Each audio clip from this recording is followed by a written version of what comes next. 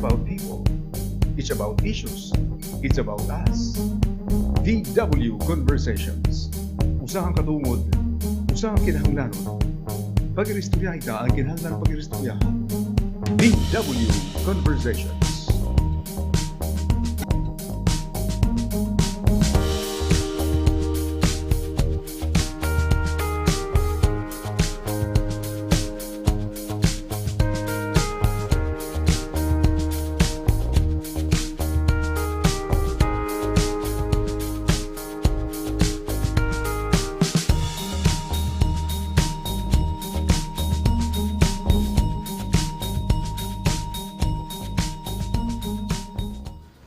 Okay nga oras nga ho yung tanan mga kasangkayan, and this is a special edition of VW Conversations. This is our second conversation today, and we are joined, Mannie and I are joined by Father Kenneth Kainday, Almost complete na.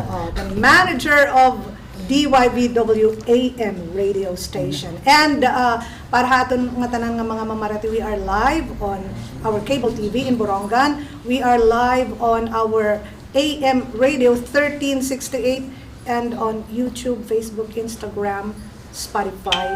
We are live on our ST News online radio, and we are very lucky to have with us a very special guest all the way from Manila. Ngan natatapos pa lang siyang magbigay ng talk sa St. Mary's Gym, for a voter's education. And without much further ado, ipapakilala natin yung very special guest natin, the former Chief Justice of the Supreme Court of the Philippines, Maria Lourdes Sereno. Ma'am, welcome po sa Borongan. Thank you for your warm welcome, Eden, Father Kenneth, Mannie, Yes, and to the people of Borongan. I have been very pleasantly welcomed at the St. Mary's Auditorium, and it's a pleasure to greet you mga kababayan ko sa buong Eastern Samar, lalo na sa capital city of Borongan. Yes, and we are more than honored and privileged to have you here, ma'am. And kumusta po ang ating naging biyahe? First time you, I believe, in Samar, and Borongan pa ang pinuntahan kaagad. Napakaganda talaga ng Samar.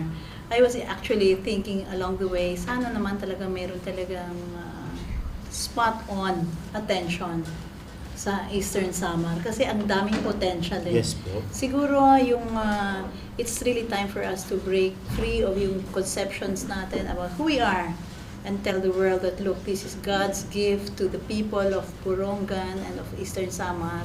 Let's make use of all this potential. Ang ganda, napakaganda talaga. Kaya ang ganda nga nung sign sa labas, no? I love Borongan by the beach. Yes. Yeah. Diyan sa Boulevard po. Saan ka naman makakakita ng, andyan lang yung city proper, and then like a few meters, may beach na. You can swim. Malinis na malinis po. Ang ganda ng potential talaga. Nakikita ko talaga. It's very clear. You're really blessed as a people, and your people are really warm and intelligent. Kasi I've been with the young people, of course, hindi kaninang umaga, no? And I could see that they wanted really clear answers to their questions. So, I'm very hopeful for our young people of Borongan. So at least may nakikita tayong pag-asa, no? Kasi kung Yeah. minsan halos wala na eh. Oh. Pero habang buhay, meron po tayong pag-asa. Di ba, ma'am? Like, okay. Ma'am, kasi yung unang-una kong itatanong sa'yo, like, I listened to your talk kanina, but I want to ask you about this movement that you started. The Bawat Isa Mahalaga. Yung bawat How isang- did it start? Okay, when I was being asked by many supporters to run for the Senate, I had to ask the Lord. And the question that was thrown back at me is, what is the deepest desire of your heart? And lagi naman, from the very beginning, it's a very deep sense of wanting our country to be transformed. And because I knew that the foundation really of a good country is justice. And I was placed, masyadong napakaganda na linagay ako sa position na naiintindihan ko ang justice from the ground up. Kasi pag pinanganak ka sa mahirap, nakikita mo talaga yung kakulangan ng justice, no? And then you get the highest position, understanding how the system works and does not work.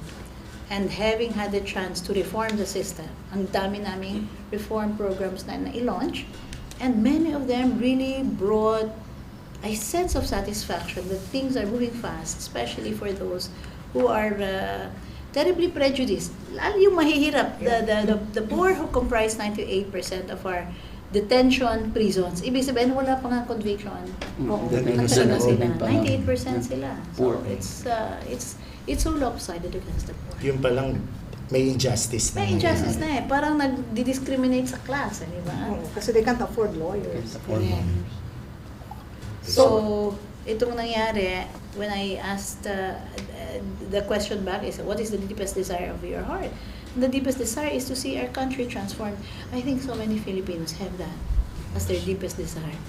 But I was asked to either launch a political career by running for the Senate, kasi maraming humihingi sa akin, Yes, tumakbo ma'am. ka! Yun nga, bakit nga po?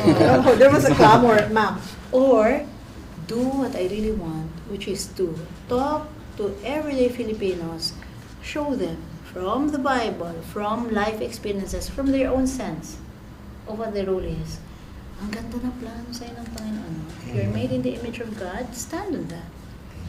That means that we, every one of us, is a co-image bearer. Wala sa ating patapuan. Walang useless. Walang collateral damage. At walang pwedeng sabihan, wala kang second chance. Every Filipino kailangan gisingin ng potential. Pag nakita na niya yung potential na yun, ang first point ng repentance natin, nagsisi tayo kasi hindi natin na-realize yun eh. And then we say, Lord, we have fallen short really of what you want for us. And then we reconcile ourselves to Christ. Kasi 93% of us believe in a God. Of No? course. So, kung gano'n naman palang kalaki talaga ang paniniwala natin sa Diyos, especially with our Judeo-Christian tradition, let's go back to that. And then, because He is God, and we believe that He is God, then we ask Him to transform our nation. Each of us having God-sized dreams, hindi lang para sa sarili mo, hindi lang para sa komunidad at pamilya mo, kundi para sa bansa. Turuan natin ang mga Pilipino to step into that step of awareness. Yesterday I was in a housing project for Yolanda victims in Tacloban City. Marami. And I said, hingi natin makawala tayo sa mga tanikala na nasa isip at sa puso natin. Na wala ng pag-asa, lalo na kung napakahirap mo. Intindihin natin kung saan at bakit namatay si Kristo. Kaya siya namatay para sa atin upang sabihin na napakahalaga mo. And what did He say? When He commissioned the disciples, preach the gospel to the poor. And this is a gospel not only for personal salvation. Hindi lang para i-secure ang place mo sa heaven. But it's redemptive of every aspect of human life. Of every human aspect, every part of society should be submitted to the Lordship of Christ. Especially because the preamble says that we are invoking His aid to build a just society, to establish a just government. So, ano po ang hindi natin sinusuko sa Diyos? Yun po ang problem areas natin. Kung nagkakaroon tayo ng criminality, it's because we have not submitted this problem as a community to God. So, God's ways first. So, because of that, ang dami-daming nagsasabing tama. Ito ang nakalimutan natin, yung identity natin. Bumalik tayo kasi ito ang tamang landas. Let's look at the destiny of the nation in high and lofty language. Hindi yung language of the gutter. Hindi yung sinasabing, walang kwenta ka, dapat kang patayin. Ikaw, yung mga babae, walang kwenta. Ganyan lang ang estado nyo. Hindi po ganon. Kundi, ililinangin natin talaga yung kamalayan na maganda. At sinisimulan po ito. Dito nga sa Borongan po. Ma'am, kailan pa po nagsimula itong bawat isa mahalaga, this movement which focuses on human dignity, social justice, and national transformation? Okay. Alright, so, okay, yung mga kasangkayan, padaan ka muna nagkukulaw na mamati haamon on VW Conversations. Can we take a very, very short break? We will be back after a few reminders.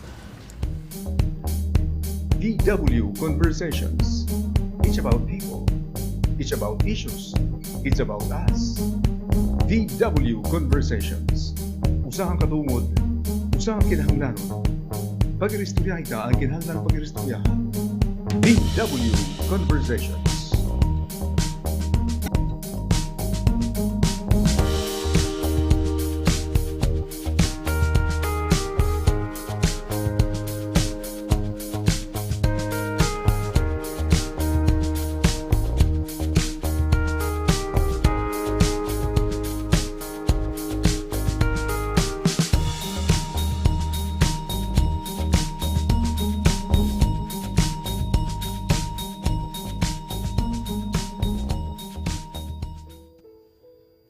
I am disturbed of what is happening in our society today. Ang mga tao, distorted na ang values. For example, may ada system nga corrupt. Itawag ini nga systemic corruption. Kung sino yung gumagawa ng tama, siya na ang nagiging mali. At yung mali ang naging tama na. Sample, yung corruption. Pag hindi ka papasok, sasama sa ganitong sistema, ikaw ang masama. Distorted values ang mga tao. Pag-abot sa election, vote selling, vote buying, parang naging normal na siya. Hindi talaga tama yan. Election is piniliay, hindi pinalitay. Distorted values ang ada na sa mga tao. So mga kapatid, mga kabugtuan, kinahanglan mag-isip kita, kamalandong kita. Can we allow nga kining ini mga butang sugan ini ay magpadayon? Ay kung magpadayon ini nga butang, hindi na natong society, maray mahitabo kay nga mahitabuhan na aton nasod. Walang maganda mangyayari sa buhay ng mga Pilipino. So time na mga kapatid, time na mga kabugtuan, I have to change. Decide for a change. Pag pinili ay, pumili kita ng maupay nga mga kandidato. Dili kita makarawat it kwarta, dili baligyan buto. Pag-abot sa mga gitawag na systemic corruption, dili kita magpadara. Bisan ikaw nala ang naghimoy maupay nga butang, naghimoy tama, stand for that. Maging saksi kita ni Kristo na gumagawa ng tama at naningkamot na magiging tunay na tao nagsunod sa mga kasuguan at utos ng ating Panginoon. Panahon ng mga kabugtuan nga maghimo kita desisyon. This is for the sake of our country. This is for the sake of our future generation. DW Conversations. It's about people. It's about issues. It's about us. DW Conversations. Usahang katungod. Usahang kinahanglanon. Pag-iristorya ita ang kinahanglan pag-iristoryahan. DW Conversations.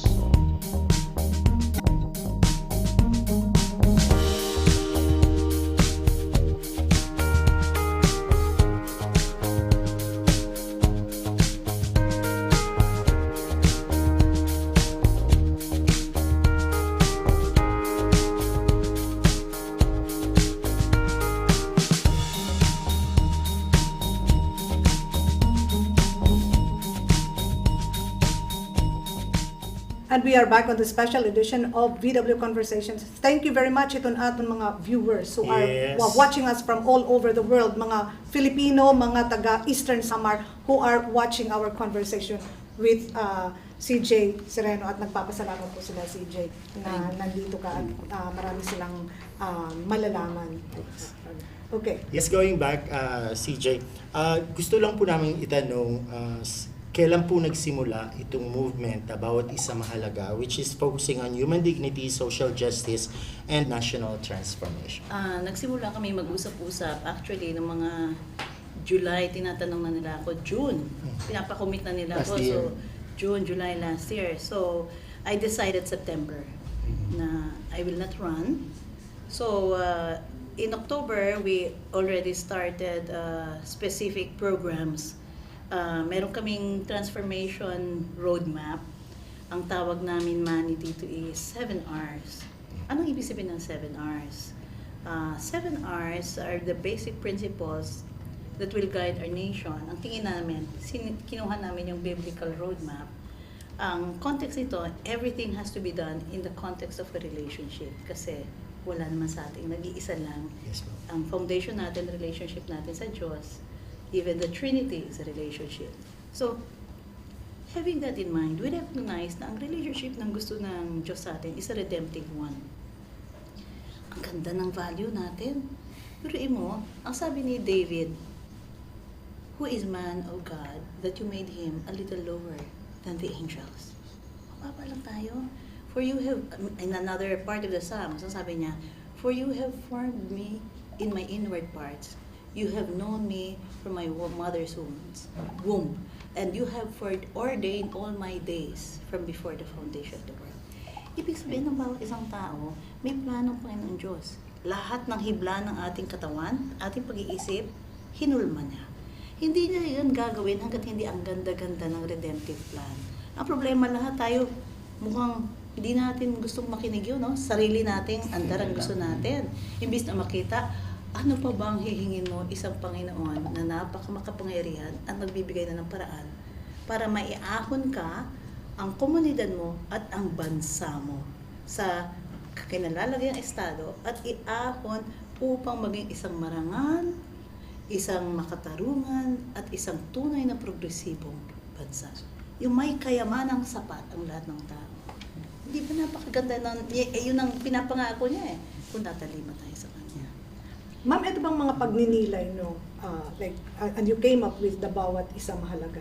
Ito ba ay may kinalaman dito sa extrajudicial killings, injustice, and everything na nangyayari dito sa Pilipinas? Ang iniyak ko talaga nung gusto ay yung nakita ko yung ang dami-dami ng nagiging ulila sa bayan. Pero mo, sinasabi ng gobyerno kaya daw nilang aminin na may 5,000 to 6,000. As of now, yun lang ang kaya daw nilang aminin. Pero ang sinabit nilang datos sa Supreme Court noon, nung andun pa akong Chief Justice, 27,000. Wow. 4,000 na sinasabi nila na under police operations at 23,000 na iniimbestigahan pa nila. Ngayon, alam natin na nagsasagutan pa ang mga panig, sinabihan na ng Korte Suprema, isubmit nyo lahat ng dokumentong hinihingi namin, buong records, at hindi nyo itatago, ibigay nyo sa mga petitioners. Ngunit anuman, kay 5,000, 6,000, 27,000 o yung binabilang na iba na 30,000. By now, ang mga ulila ngayon, ilan na siguro? Hindi lang bababayan ng 20,000. Ang hula ko, baka nasa 80,000 na yan. Siguro 16,000, 80,000, up to 80,000. Dalawa doon, yung nanay na kausap ko at sinabing yung mga anak daw nila gustong maging pulis. Bakit? Dahil pag sila naging pulis, gagantihan nila. Kasi alam nila kung sino pumatay sa tatay nila. So nagpapalaki tayo ng isang henerasyon na marami doon ay mga ulila. Inulila ng lipunan. Alam mo, yung isang pinakamasakit na kwento, yung isang daligita sinabi, ang pinakamasakit daw, yung sila ay naglalamay para sa tatay nila. Yung tatay nila natutulog sila, itong magkakapatid, hinila mula sa higaan, hating gabi, hinila sa labas. So, paano mo masasabi yung nang laban theory niya? Natutulog, no? Pero, nung sila'y naglalamay, walang dumating. Ni kamag-anak, ni kaibigan. Ayaw magpakita dahil takot na mapunta sa drug list. Anong ibig sabihin nito? Nasisira na ang ating pagkatao. Yung kaluluwa natin, delikado na kasi hindi man lang tayo makayang makiramay na ngayon. Paano natin kaya itong mga ulila, pabayaan na lang. So, doon nga sa bawat isa mahalaga, mayroon kaming isang komunidad sa Quezon City, Payatas, kung saan 12 mga ulila nabuo bilang isang choir. Tinulungan sila ng bawat isang mahalaga kasi isa sa mga tumutulong sa akin ay gumawa ng bukod tanging kanta, ulila ang tawag. Kinanta nila yon, record namin at nasa YouTube na ngayon. At bali, ang kwento nila ay ang paghingi nila sa lipunan ng pagkaunawa, ng pagbukas ng puso kasi nais nila ng paghilom at humihingi sila ng tulong ng may kapal na buksan pa ang puso ng mga Pilipino upang makita ang sitwasyon nila. Pagkat ang paniwala nila, ang bawat nawawala sa landas ay dapat akayin pabalik at hindi ang karahasan ang gawing mamayani sa ating bayan. And it's a very hopeful song. And from angry children, these children are starting to be hopeful for their future. We must prevent the orphaning of a generation. Physical orphans, widows, we must prevent the orphaning of the rule of law. Kasi hindi lang naman naulila tao. Naulila na rin ang rule of law. Wala nang batas. Yes. They try to Kahit control sino- everything. No? Kahit sinong gusto nilang patayin, patay. Magsuspetsahan ka, patay. Ano po ang ibig sabihin na ito? Pagkatapos po na manghina na ang administrasyon na ito o pag matapos na po ang administrasyon na ito, at hindi man pwedeng hindi, ang daming assassins, Sure. nagkalat. Anong nangyari sa bayan natin? Ang daming nagkalat na mamamatay tao na hindi accountable. Sa Biblia po malinaw, yung shedding of innocent blood brings curses on the land. Hindi dahil may affliction na drug addiction yung tao o nagkasalan, linabang niyang batas, ganun na lamang ang pamamaraan ng pagtrato sa kanya. At nagiging hungkag na nga, tuyo na ang ating kaluluwa. Kasi hindi na tayo makapagpakita ng compassion dahil sa takot. Kaya kailangan lagtawan natin yung takot na yun para wag naman tayong ma-orphan rin doon sa sinasabi kong third kind of orphaning, which is the orphaning of the value of second chances, which is the heart of Christianity. The heart of Christianity is second chances. The reason why Christ died on the cross is to give everyone a second chance to be right with God. And when we say, no, a class of persons do not deserve any chance in society, they just must be eliminated. We're basically denying our identity as a Christian nation. So kaya nga tayo halito ngayon eh. Di na natin alam anong nangyayari. Yung galaw ng ating kaluluwa, hirap. Tingnan nyo, pati ang press, hirap. Yes. Parang hindi Totoo.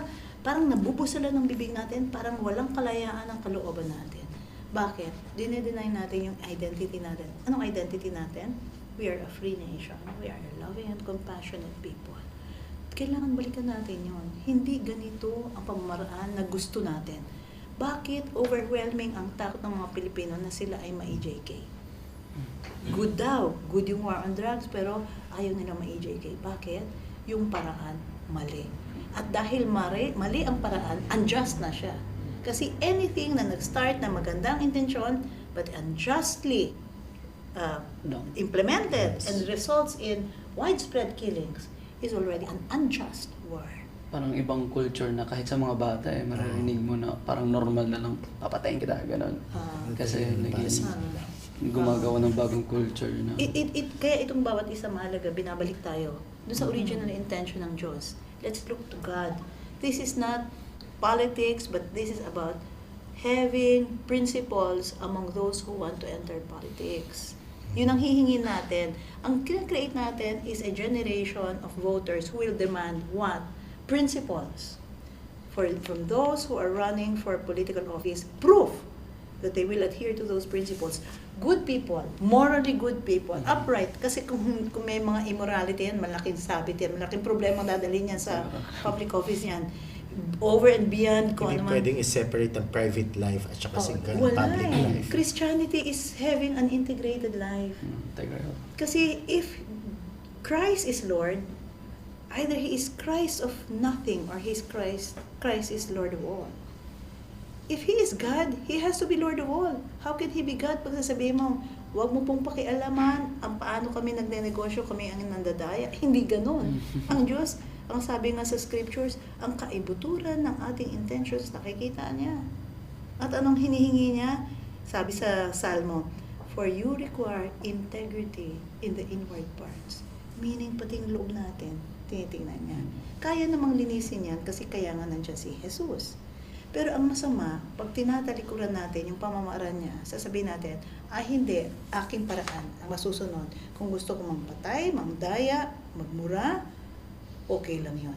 Yun ang hindi natin pwedeng tanggapin. Kasi kinilala na natin sarili natin ng mga Kristiyano eh. E di parang sinisira natin ang ating pagkatao. Ang ating identity mismo. Kaya ito, binabalik tayo sa original na intensyon ng Panginoong Diyos at yung pagkakakilala natin sa isa't isa. Kasi yun talaga, yun ang buod natin. So para sa mga voters, dapat yung pagpili nila, Yung mag-uphold sa kanilang dignidad. So issue pa rin po talaga yung honesty. Ay, sobrang alam niyo po, sa pinakasimpleng relationship ng magkaibigan, how can there be friendship without honesty? True. How can there be a romantic relationship without honesty? How can there be a family without honesty? Kasi parang dina-downplay po kasi. Para sa mga politicians, it's okay to be dishonest daw po. Parang twisted sense of values. Parang inaamin na nilang mga baboy sila o mga no? They are nothing like but brute animals, di ba? Mabuti pa yung mga sinners na honest about their sins and asking God for forgiveness. Nakikita nila yung humanity nila. But for you to say na hindi importante ang maging tapat at okay lang na ilagay kami sa kapangyarihan kahit hindi kami tapat, parang sinasabi nyo na kaming mga traidor, kami ang iboto nyo. kahit sa pag-hire, di ba, sa work, honesty kailangan. Honesty kailangan. I've been wanting to ask this kasi nga Maria Ressa is on the spotlight right now. Tapos isa sa mga in-explain niya in one forum is that itong gobyernong to is parang against women. Yung tinatawag nilang misologists, mga misologists. Yung may parang, whether they admit it or not, they hate women in power.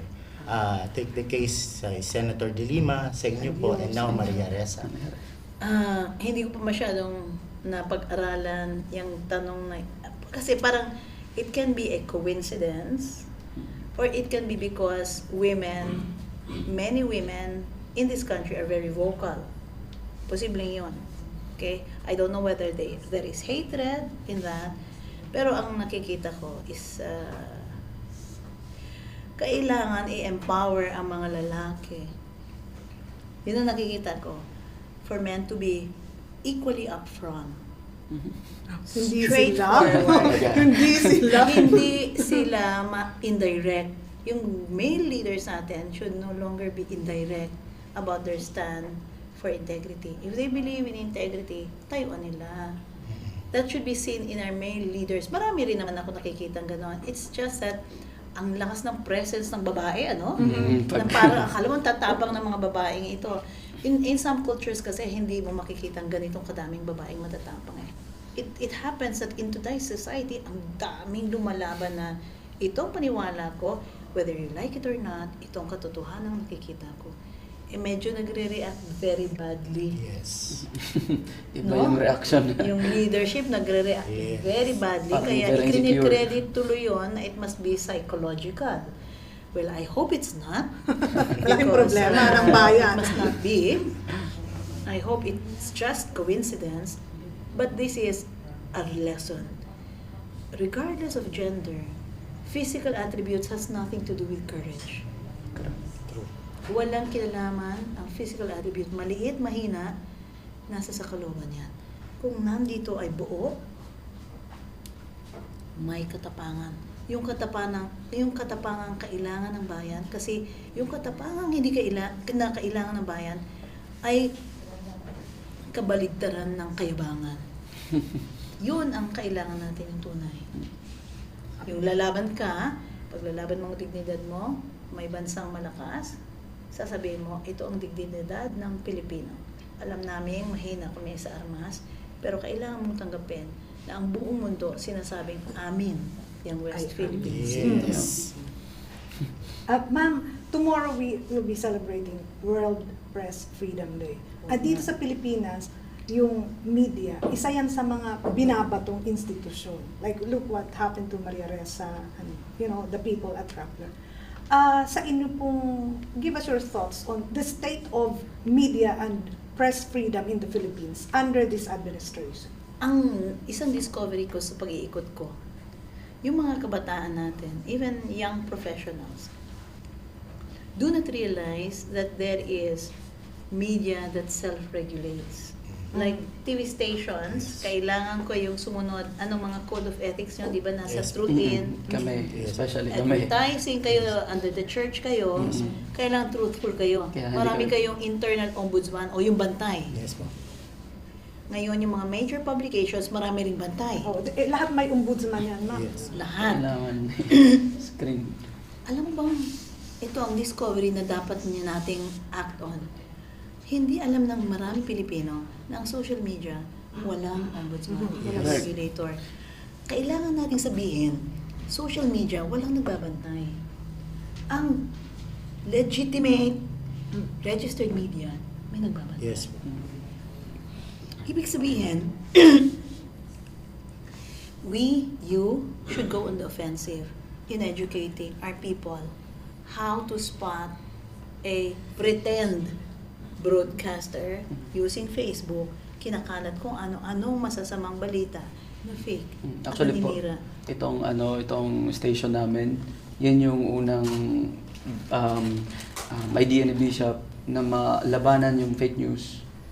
Kaya lahat syempre malaman din ng mga tao kung ano ginagawa ng simbahan. Oo. Kaya yung news namin dito, verified yan. At hindi, yan yung namin, kaya may ganitong karaming platforms para sa Kasi yung fake news, sinisira yung lahat ng makatotohanan. Hindi naintindihan ng mga kabataan na pag pinatronize o binili nila yung tinda ng fake, yung mismong pundasyon ng kanilang kinabukasan nawawasak. Una-una, hindi na nila alam. Pumasok sila sa propesyon, hindi na nila alam anong totoo, anong mali. Ang magiging decisions nila mismo sa buhay, magiging mahina. Pati sa mga relasyon nila, ang dali nilang lokohin. So, ang sinasabi ko sa talks ko, dahil tayo ay nagsasabing Kristiyano tayo, madali actually yan, labanan, kung babalikan lang natin ang Biblia. Kasi ang klaro na ang standard for evaluating any person, kaya magiging boyfriend mo man, o ihahalal mo, ang Biblia. Tingnan mo, magbasa ka lang sa Psalms at Proverbs, magbasa ka lang sa Gospel, yung 4 Gospels. Makita mo na yung mga gusto ni Jesus at sinasabi at ng Diyos na taong ikinatutuwa niya. Pag bagsak na doon, huwag mo na iboto. Ibig sabihin, Oh, yeah. May hindi na criteria. source of blessing eh. Yes. Magiging source of hardship na bakit mo pa iboboto? Kasi hindi nga pleased ang Diyos eh. Kung tayo naniniwala that God is sovereign over everything, then let Him be the standard. Hindi approve kay God, bakit mo iboboto? Totoo po. Siguro last question kasi yung oras po. Okay. Gusto ko talagang malaman to ng lahat kasi from time to time, kaming mga pagkaparian, we share yung totoong news, we verify also. Tapos, sinasabi nila, dapat may separation between the church and the state. And of course, we know that. Pero para sa iba, especially dito sa Eastern Samar, dapat malaman din kung ano ba yung totoo. Ay sir, gusto ko lang hong klaruhin yan. Maliho ang pagkakaintindi ng separation of church and state. Doctrine lang po yun. Ang ibig sabihin, doctrine, prinsipyo lang po. Ang application po nun ay hindi pwedeng gumugol ng gastos ang gobyerno para itayo ang isang simbahan. To support the church. Oo, ibig sabihin yung non-establishment clause, ibig sabihin hindi pwedeng maglabas ng pera para tulungan ang Romano Katoliko, Or Evangelical, INK, whatever. Pero karapatan ng taong simbahan ang magsabi ng totoo at ng opinyon nito sa politika. Bakit? Kultura yan eh. Everything about political life is moral. At ang specialization, lalo na ng simbahan, is moral discourse. You will always have to stand on what is right and what is good. You will always have to tell your parishioners to choose what is right. If it hurts some people, kasama yan ng prophetic calling ng simbahan. Because if you read from Genesis all the way to Revelations, the church is asked to call out evil and stand on good. Every time. without faith. God never told the church, keep quiet. In fact, yung sinasabing Romans 13, 1-2, submit yourselves therefore to every governing authority, nagkataon po na ang biyaya ng Panginoong Diyos sa atin ay ang konstitusyon ang ating governing authority. So dapat ang call nyo sa lahat ng public servants, submit yourself to the Constitution as the ruling authority in this country. The Constitution that has been installed by the sovereign Filipino people. Yan po ang tamang Romans 13, 1-2. Kaya pag may narinig kayong baliwala ang konstitusyon, papel lang yan, delikado na yun. Hindi ho nagsasubmit yan. Lahat ho kami dapat mag-submit sa konstitusyon. Yun ho ang ibig sabihin ng Romans 13, 1-2 sa Pilipinas. Kasi hindi ho tayo nag-e-elect ng mga hari pag nag-e-elect tayo ng officials. Nag-e-elect po tayo ng public servants. Yung public servants na yon, ang nasa ilalim po yun ng konstitusyon. Sa ibaba po ng konstitusyon, sovereign Filipino people, and ang sabi ng sovereign Filipino people, we will implore Almighty God. Ganun ho ang hierarchy dyan. Baligtad, kaya nga itong B1M po, ang gusto namin, taong bayan, ang taas, konstitusyon, ibabalik natin, ang mga opisyales, sumunod po kayo sa sinasabi ng taong bayan. Ang long-term goal po, ang mga pinuno manggagaling sa baba, sa mga komunidad, hindi yung mga matataas ang nagdidesisyon kung sino lang ang maluluglo. Okay. One last, One. ma'am. Yung movement, may chance ba itong mag-metamorphose into a political party? Ang sinasabi ko ho ngayon, maraming mga nagsasabi na ito ang posibilidad, may mga nagsasabing co-op, may nagsasabing economic, may nagsasabing livelihood. Right now, ang malinaw lang sa akin, every time I talk about the Filipino people being sovereign and being able to rise up, they see so many possibilities for community action. Yes. And then they ask us, paano natin gagawin? Sabi ko, may standard tayo, word of God, magsama-sama tayo. May nagtatanong sa akin, paano yung ibang relihiyon? Ay, kasama ko tayo kasi lahat tayo Pilipino, Yes. citizens tayo eh. At lahat tayo gawa sa wangis ng Panginoon. Na hindi naman sinabing, oy, itong taong ito, pwedeng katoliko lang ang... Hindi ho ganun eh. Lahat eh. Nag-start tayo, pareho-pareho ang base. Everybody can join. Now, people are looking at it, may mga nakausap po akong mga pastors, as a new way of putting integrity into their faith. Tuwan-tuwa sila kasi sabi nila, nabuksan ang isip namin na pwede palang very holistic ang pagtingin namin sa lahat.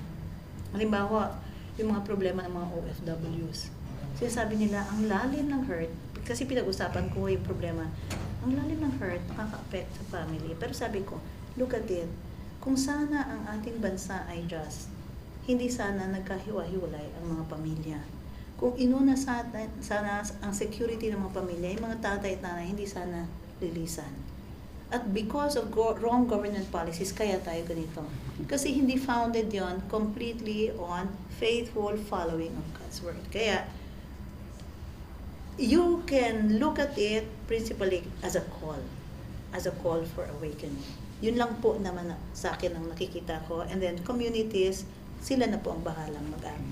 Okay. One last question coming from me. Since wala na po kayo sa Supreme Judiciary, Court, opo. ano po kaya ang ating pananaw sa mga nangyayari at patutunguhan pa ng ating judicial system? Ang tingin ko ho, unless urgent ang pag-address ng justice issue, and it must be addressed from the heart. Hindi lang procedure na parang, uy, ang gagaling ng aming mga paraan. But they must look at it as a heart issue. You know, kung hindi nagsisimula yan sa understanding na every time there is injustice, there is destruction of human lives and families, unless umiiyak ang puso na matindi. Yung sincerity, yung urgency, yung strength na i-apply mo to solve the problems of injustice, kukulangin. Kaya kailangan talagang kapit-basic lahat ng justice actors and the community must be with them. And very, very important is the power of example. The judges cannot require anything from the people unless they require it from themselves. They cannot ask other public servants to be honest if they are not honest. They cannot ask public servants to be fair to people if they are not fair. They cannot ask public servants to be independent unless they're independent. They cannot ask them to be courageous unless every judge is courageous. The example must be set, the highest standard must be set by the judiciary. Ganun po ang standard kasi pinasok nila ang judiciary and it happens na ang strictest standard sa judiciary. Thank you very much. Maraming ma'am. salamat. Maraming salamat po. And yung visit mo is very crucial because like in a few days time, we will be choosing leaders, national and dito po sa local. Makakatulong po. Salamat. Maraming Makakatulong. Maraming salamat. Maraming salamat. Even Father Mannie. Yes, It's a thank pleasure. you. Maraming salamat po sa lahat ng kababayan ko dito sa Eastern Borongan, sa Eastern Samar, lalong-lalo na sa magandang syudad ng Borongan. Maraming salamat po and have a safe flight pabalik po. Salamat. Thank you very much ayong nga tanan mga kasangkayan. Again, to our viewers from all over, thank you very much. Maram kita, we have viewers, mga Eastern Samareños who are residing in the States, in Canada, in Europe, and dinhi haton in the Philippines. Nagpapasalamat nagpapasalamat po sila, Chief Justice. Salamat din po. Thank you, sabi nila, thank you CJ Sereno. I have a classmate in Canada. Maraming salamat daw po sa inyo for talking sense to the people. Salamat. Good luck po sa Good luck po sa bawat movement isa po. mahalaga. Bawat isa Thank you. mahalaga. Thank you very much sa iyong tanan mga kasangkayan. Until next time on VW Conversations. God bless. God bless. VW Conversations. It's about people. It's about issues. It's about us. VW Conversations. Usahang katungod. Usahang kinahanglanon. Pag-iristorya ita ang kinahanglan pag-iristoryahan. VW Conversations.